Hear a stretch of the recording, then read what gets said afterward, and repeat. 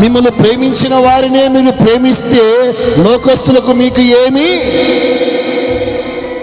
లేదు, తేడా లేదు. మిమ్మల్ని దూషించే వారి కొరకు ప్రార్థన చేయండి, మిమ్మల్ని హింసించే వారి కొరకు ప్రార్థన చేయండి, మీ శత్రువుల కొరకు మీరు ప్రార్థన చేయండి, మీ శత్రువులు మీరు ప్రేమించమని యేసు ప్రభు చెప్పాడు. హల్లెలూయా. దేవుడికి బిడ్డలారా, మనము ప్రేమించాలి.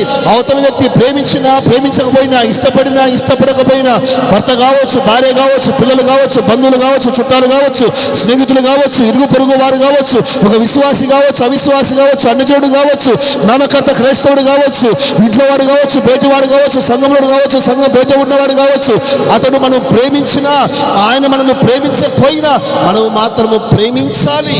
ఇది యేసు క్రీస్తు ప్రభుల వారు మనకు నేర్పించిన బోధ.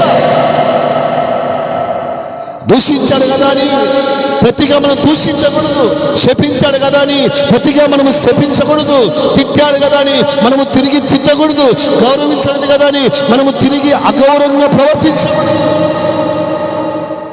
యేసు క్రీస్తు ప్రభుల వారిని ఎవరైనా ప్రేమించారా? శాస్త్రులు కానీ, పరిచయులు కానీ, రోమీలు కానీ, యూదులు కానీ ప్రేమించారా? ఒక్క చోట కూర్చొని లేదు. కానీ యేసుప్రభు లోకాన్ని ఎంతో ప్రేమించాడు. యేసుప్రభు లోకానికి వచ్చి ప్రేమను గురించి ప్రకటించాడు. ప్రేమించండి అని చెప్పాడు. భర్తను ప్రేమించకపోతే, భార్యను ప్రేమించకపోతే, పిల్లలను ప్రేమించకపోతే, ఇరుగు పొరుగు వారిని ప్రేమించకపోతే